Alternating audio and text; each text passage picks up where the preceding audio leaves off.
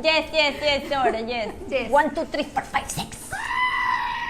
Así, ¿te acuerdas de esa parte de la película? No me acuerdo. Esa es la mejor parte. La vamos a cuando, poner aquí. cuando a Emily le empiezan a preguntar, ¿pero qué? ¡Demonio! ¿Quién eres? 1, 2, 3, 4, 5, 6. Y era que la man trataba de decir que tenía 6 demonios adentro.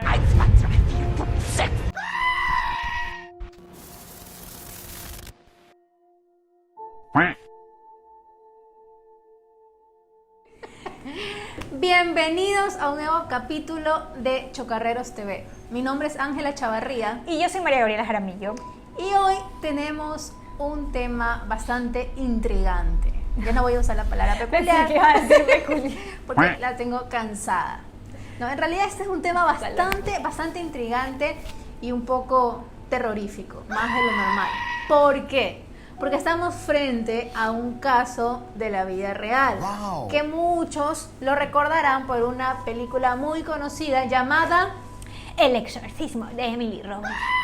Emily Rose. Emilia Rosa. ¿Quién es Emilia Rosa? ¿Existió como Emilia Rosa o simplemente es un homónimo como para hacerle así un poco más peculiar el título de la película? Homónimo es otra cosa. Homónimos son la gente que se llama igual. Es la historia de Annelies Mitchell. Esa Annelies Mitchell era una alemana que por allá, por los años 70, en su adolescencia, bueno, post-adolescencia, ya había cumplido los 17 años, empezó a mostrar signos de una enfermedad mental. Le daban convulsiones, decía que escuchaba voces. Hay que recalcar que a partir de que ella se pegó por su enfermedad mental a la religión católica, empezó a sentir rechazo por símbolos religiosos y decía que estaba poseída y estaba completamente convencida de que estaba poseída por el demonio y quiso dejar de lado su tratamiento psiquiátrico para entregarse de lleno a esta creencia y tomar medidas basándose en esa creencia. Las diferencias con la ficción y el caso de la vida real son bastantes, porque en la película, de cierta forma, si bien tratan el tema científico y por momentos te hacen dudar, sobre todo el defensor de Emily en este caso, que se supone que, porque allá en Estados Unidos creo que te denuncia el Estado y el defensor del muerto es el Estado denunciante, algo así. Es como el fiscal, ya, como el fiscal del Estado, o sea, como el abogado del Estado, que es el que supuestamente defiende a la víctima cuando no tiene una defensa, ¿no? Porque Emily muere, ¿no? O sea, todo este caso que se da en la película es de post-mortem a ella y se empieza a investigar las razones por las cuales ella falleció. Porque se dice que realmente no pudo haber sido un exorcismo porque muere por causas físicas que eran desnutrición, deshidratación y tenía neumonía, todo, tenía estaba neumonía, enferma. Pero COVID. pero supuestamente, Perdón. pero le cayó todo, le cayó COVID, le cayó dengue, le cayó el chikungunya. Mal de amores. Uy, ¿qué se cayó? No, todo está bien. Cólera. ¿Cuándo te quemas? Veamos se le quema la cola a esa gata. Es cholísimo que te dé cólera, salmonelosis. Es cholísimo que te Tifoidea. dé dengue. Es cholísimo.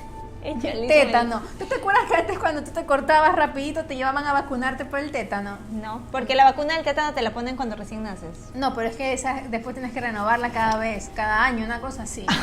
No, A mí me llevaban bien cuenta a vacunarme a cada rato porque yo vivía cayendo. Negligencia de tus papás. Sí. Como con Emily Rose. Así bueno, es. La cosa es que la película romantiza mucho el exorcismo y todo esto y se va bastante como quiere hacernos creer que efectivamente eran razones sobrenaturales. Sí, por ahí le dan cabida a la parte científica por medio de este personaje que te digo que era el abogado de Emily Rose, que era la defensa de la víctima mortal. Sacó toda la artillería pesada en la ciencia, entonces sí te hacen pensar y dicen, bueno, la chica quizás sí estaba enferma y no sé, pues.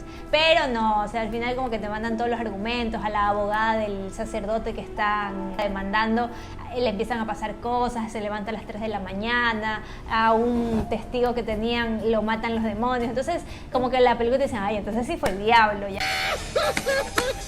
Pero en la vida real no fue tan así. Para empezar, en la vida real se la tomaron, o sea, fue negligencia de la familia y de dos religiosos que apoyaron esta idea de Emily Rose, que claramente era una persona que tenía problemas mentales. Esa es una de las principales diferencias. En la película solo hay un acusado, en la vida real hubo 4, creo, los papás y 2 sacerdotes. Le hicieron 65 exorcismos en menos de un año, en 11 meses, por si acaso. Y eran unos exorcismos muy intensos. Ella estaba atada en una silla, no le daban de comer, no le daban agua, por eso, por ahí va. Tortura china es esta. Bueno, escucha. Los demonios que estaban dentro de nuestra Emily Rose de la vida real eran Lucifer, Caín, Judas Iscariote, Nerón y Hitler. Rafael Correa, Ricardo Patiño, no mentira. Ya, pero Hitler, ahí cierra. Pero en cambio en la película los cambian a los 2 últimos por Belial y Legion. No dicen, nunca nombran a Hitler. Pero o sea, yo entiendo que Hitler no fue una buena persona, pero ¿por qué llevarla a la categoría de demonio? Esos religiosos les lanzaron cualquier cosa a la familia. Sí, adentro está Lucifer, está el Caín, está el Judas Iscariote, está el Hitler ese es malo. Como que pensaron en una figura muy mala y dijeron... Ahora, recordemos que estamos hablando de Alemania, años posguerra, unos 20 años después de la guerra. Entonces, había un discurso político, me imagino, que él se quería enviar hacia la population, hacia la gente, la población. Esa era la enemiga. Yes, ahora, yes. 1, 2, 3, 4, 5, 6. Así, ¿te acuerdas de esa parte de la película? No me acuerdo. Esa es la mejor parte. La vamos a poner aquí. Cuando a Emily le empiezan a preguntar, ¿pero qué? ¡Demonio! ¿Quién eres? 1, 2, 3, 4, 5, 6. Y era que la man trataba de decir que tenía 6 demonios adentro. Y la diferencia más importante es la muerte de Emily Rose. Bueno, no, porque es que en la película también se lo grafica de esa manera. O sea, claramente, después de 65 exorcismos intensos, en los que la ataban a una silla... No le daban de comer. Ni le daban de tomar agua, ni nada. Tanto el personaje de Emily Rose como Anneliese estaban ya al borde de la muerte. Anneliese dicen que terminó pesando 65 libras. O sea, imagínate, estaba peor que yo, pero mucho peor. Estaba en un estado de desnutrición impresionante. La película, lo que ocurre es que supuestamente este sacerdote, que no le importa que él estar preso, que lo único que él quiere es subirse al estrado a dar su declaración, porque él tiene lo que Emily Rose le quiere decir al mundo. Entonces termina así todo de una forma muy romántica el exorcismo. Que supuestamente Emily tiene un mensaje y que ella en un sueño, un poco antes de morir, soñó con la Virgen y que la Virgen se la llevaba como a los prados y le decía, mira, tú puedes elegir 2 caminos, puedes venir conmigo en este momento, así ya libre de tu forma física y corpórea, y venir conmigo al cielo y te olvidas de esa tortura que estás viviendo, o te puedes quedar y seguir sufriendo, pero a través de ti miles van a recobrar su fe y estas cosas. Así la película, pero escrita por el Papa Francisco. Entonces, lo que Emily hace es quedarse como mártir y dice, ok, elijo quedarme si es que eso es lo que va a ayudar a que miles recobren la fe. Entonces, la película termina así, con ese discurso de Emily, y al sacerdote pues finalmente lo declaran culpable de negligencia, pero le hacen como una sentencia de pena cumplida, que quiere decir que no va a pisar la cárcel. Y en eso sí se parece lo que ocurrió en la vida real. A estas 4 personas que habían acusado de negligencia, esas personas nunca pisaron la cárcel. Los padres, porque los padres de Anneliese, la chica de la vida real... Ojo, que no es lo mismo declarar negligencia que homicidio, es diferente. Exacto, es distinto. Entonces los padres no pisaron nunca una cárcel porque supuestamente estas personas ya habían sufrido demasiado y ya no necesitaban más sufrimiento. Y los 2 religiosos que habían hecho los 65 exorcismos y todas esas cosas y habían insistido en que ella estaba poseída, tampoco pisaron la cárcel porque les dieron 3 años de sentencia, pero con libertad condicional. ¿Hasta qué punto la iglesia es realmente responsable, no solamente de este caso que salió a la luz gracias a una película? ¿Cuántos casos de exorcismos con características similares pudieron haber existido en toda la historia, en donde las víctimas realmente no estaban poseídas, sino que tenían enfermedades mentales? Ahora, yo, por ejemplo, en lo personal nunca he visto una persona con epilepsia, pero tú me dices que sí has visto, y quiero preguntarte, ¿se ve eso como... Sí. Como un parece caso? que la persona estuviera poseída. Lo que pasa es que si tú entras a un hospital psiquiátrico y observas la conducta de los internos, si una persona quiere, puede verlo como alguien poseído, pues. Si tú ya vas con esa predisposición y dices, no, sí, está poseído definitivamente. O sea, tú ya decides que esa persona está poseída sin antes pasar siquiera... Los filtros. Claro. Ahora, ojo, Emilia Rosa, ¿cómo se llamaba la chica? Chica Anneliese Mitchell, está en alemán. Ella pasó por un filtro médico y los médicos le dijeron. Los mismos religiosos, nadie le quería hacer el exorcismo porque decían, no, esta chica está enferma, claramente, ustedes dejaron un tratamiento psiquiátrico que ella venía siguiendo. Es que lo que ella decía... Y ella usaba medicina. Es que ella decía que la medicina no le hacía nada. Ella decía, pero es que ahí es que hay que hacer una reformulación de tus recetas, no sé, revisar de nuevo el diagnóstico. Es que sí le reformularon a ella, está descrito que le dieron diferentes tipos de medicina y ninguna medicina le hacía bien. Ella no sentía mejora con nada. Entonces ya la man, como se empezó a pegar con la religión, dijo, no, esto de aquí tiene que ser que estoy poseída por el demonio. Pero ya pues pasa. Ahora, ya, dejando a un lado el caso de ella, puntualmente, ¿tú crees que existan las posesiones demoníacas o no? No sé, te pregunto a ti, porque siempre me preguntas a mí, me dejas expuesta. Yo digo, a ver, si nosotros queremos creer que hay un ser supremo, posiblemente exista una energía opuesta a Dios, que es la energía esta negativa, en donde se encuentran, no sé hasta qué punto es posible de que si existen los demonios, sean capaces de meterse. O sea, igual como que no puedes descartar la ciencia, todo un espectro de enfermedades mentales para decir, no, están endemoniadas. Tienes que primero descartar todo y si ya no encaja en nada, aún así yo pensaría que es algo que no se ha descubierto. Ojo que esta chica ya no encajaba porque es que a eso voy. Vamos a leer el caso rápido, ya el caso ya con más detalles de lo que les hemos venido contando. Y quiero que ustedes se pongan a pensar y analicen. ¿Ustedes creen que realmente Emilia Rosa estaba poseída o no? Analicen. Este es un reportaje de Infobae, por si acaso. Anneliese Michel era una joven común y corriente, un poco retraída, parte de una familia profundamente católica en Leipzig, Alemania. Sus padres, ella y sus 3 hermanas, iban a misa al menos 2 veces a la semana. Cuando tenía 16 años empezó a convulsionar de la nada y se le diagnosticó epilepsia. Presentó además un cuadro de depresión profunda y la hospitalizaron. A los 20 años ya no toleraba ver objetos religiosos y había comenzado a oír voces. Los primeros hombres de fe que recibieron a la familia apuntaron que era un caso médico, no religioso, pero los Michel ya habían decidido qué le pasaba a Anneliese. Finalmente encontraron en los sacerdotes Ernest Alt y Harold Renz palabras de apoyo y los exorcismos comenzaron.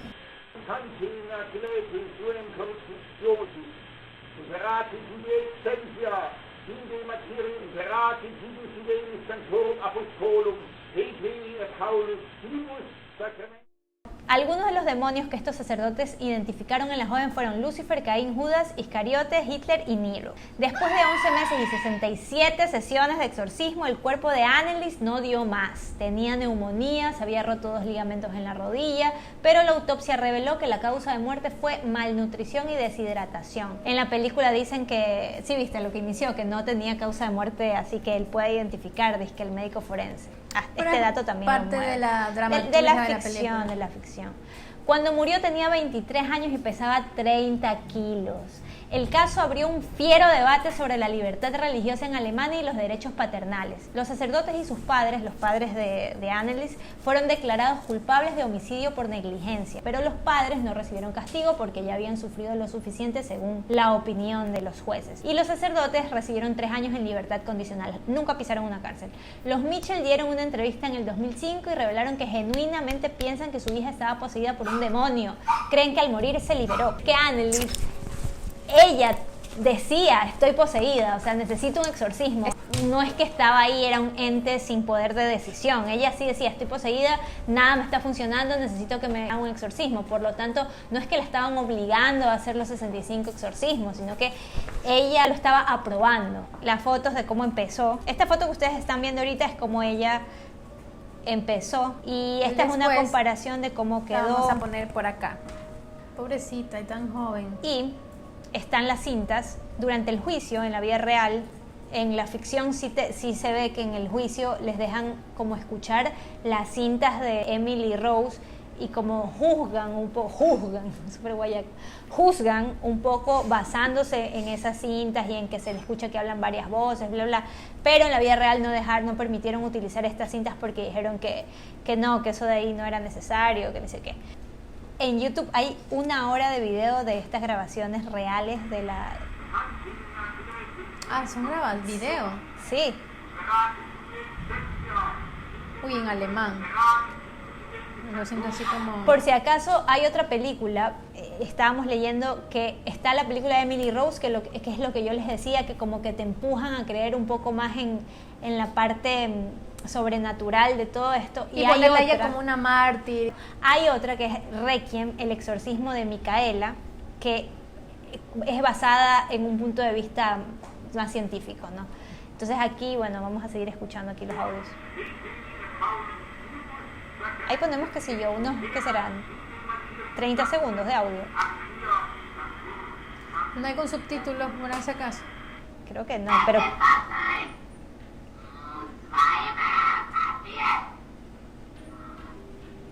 Y me vas a poner a mí a editar esto a las 3 de la mañana. Mejor ven a editar acá.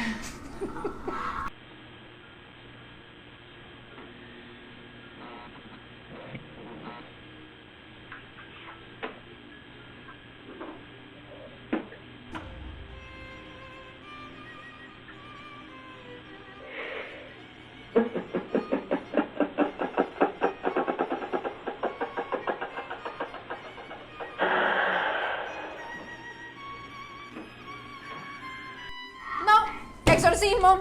Esa mujer está endemoniada, no hay más. Caso cerrado. Esta mujer estaba endemoniada. Chao, apaguemos todo, apágate las luces, Mickey, por favor, apágate la cámara. Oh, qué horrible. Pero como te decía, ¿me entiendes? O sea, si escuchas a alguien en un hospital psiquiátrico hablando así, vas a pensar que está endemoniado o que está loco y que solo está actuando basado en su locura. Pero también hay hipótesis de filósofos tendientes a la religión que ¿Cuáles? dicen, A ver, nómbrame no sé, uno. pero sí yo he escuchado que la No, gente ¿verdad? dice que la gente que está en manicomio probablemente tenga un ente Un demonio. dentro, claro, porque la verdad es que no lo he vivido, pero dicen que es bastante desagradable lo que pasa dentro de un manicomio. O sea, aquí se impresionaban porque Annalise comía insectos, lamía su pipi, o sea, pasaban un montón de cosas fuertes, le arrancó a un pájaro la cabeza con los dientes, pero después de todo, o sea, hay cosas peores que se ven en las clínicas mentales, por si acaso. Y Hay cosas peores que se ven aquí en la calle en Guayaquil. aquí en mi casa.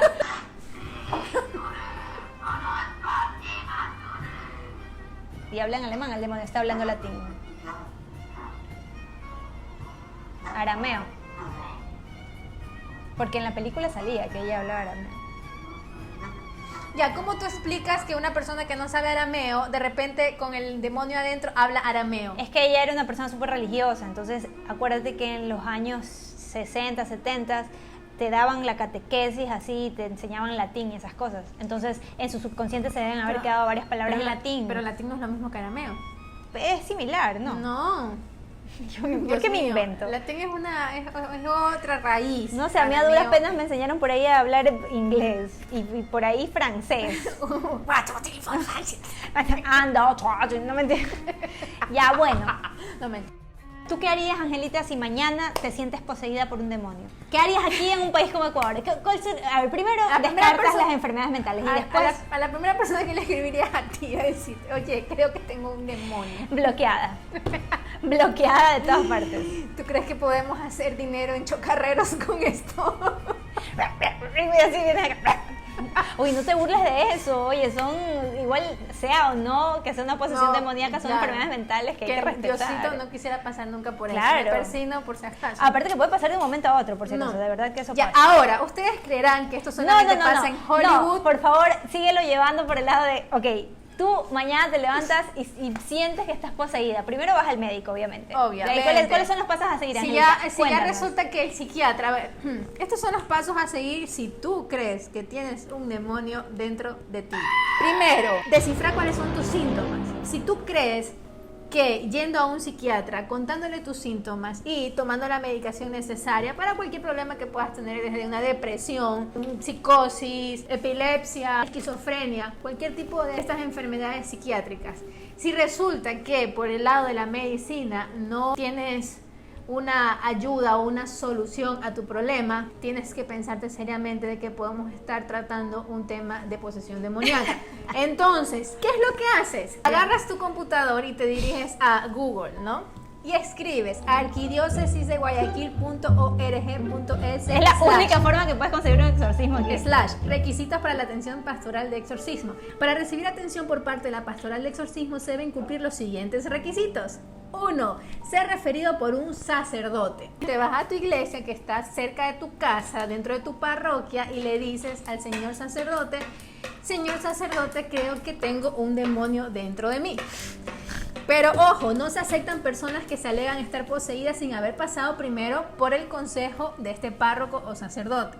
Él debe entrevistar a la persona y cerciorarse que se enfrenta a un problema que requiere la intervención de exorcista.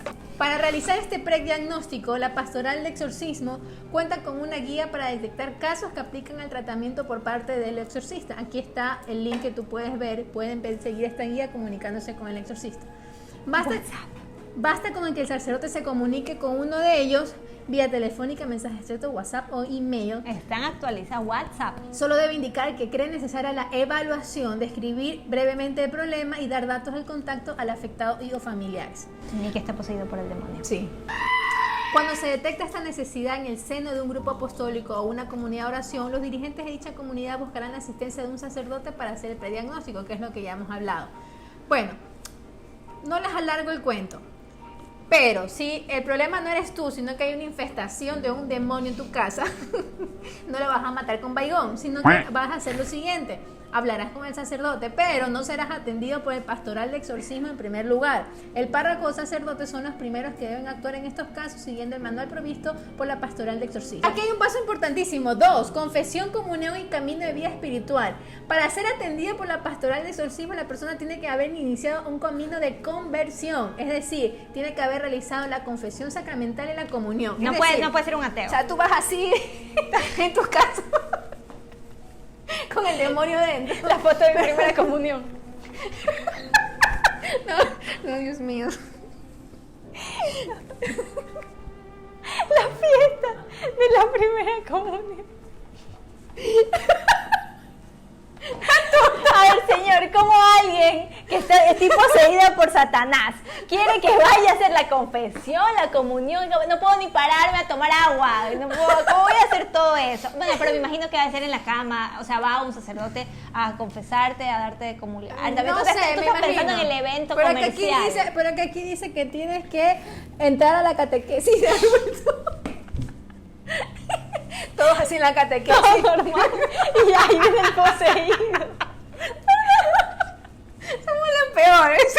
5 minutos después.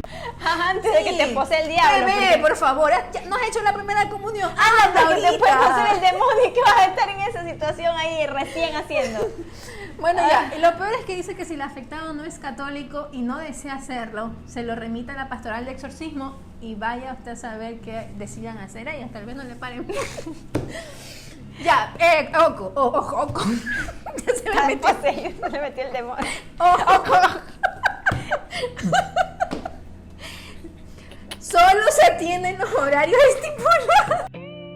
Una eternidad más tarde.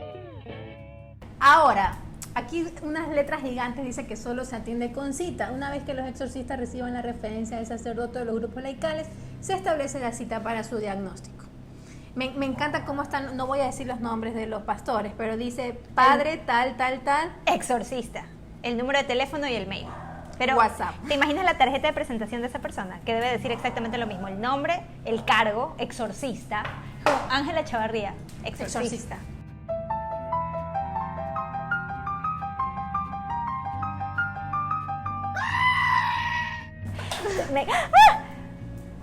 Casi se queda una luz, pero gracias a Dios se salvó.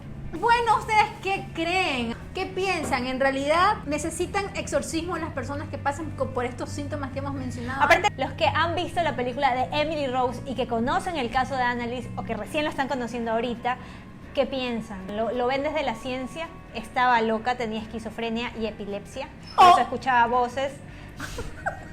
¿Por qué me interrumpes? ¿Por qué lo hace? ¿Por qué lo hace? 1, 2, 3, 4, 5, 6.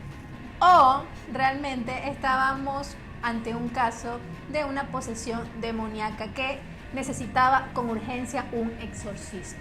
Yo creo que ya cuando una persona dice estoy poseída, necesito un exorcismo porque dentro de ti te sientes... Bueno, es que también así se ha de sentir la demencia, ¿no? La esquizofrenia. Claro. Si así nomás a veces cuando tú... Pero ¿por qué no todos los dementes piden un exorcismo? Porque están dementes y no pueden decidir sobre sí mismos. Sí es. Bueno, mándennos sus opiniones, sus historias, si conocen a alguien poseído. Cuéntenos sus historias y no se olviden de activar la campanita, de darnos like, de compartir este video y de comentarnos todo lo que ustedes opinen sobre este caso tan polémico como fue el exorcismo de Emily Rose Y de Annalise Mitchell. que en realidad se llamaba Annalise Mitchell, su homónimo, que no es homónimo, que es un apodo diabólico. Chao. Aguántate.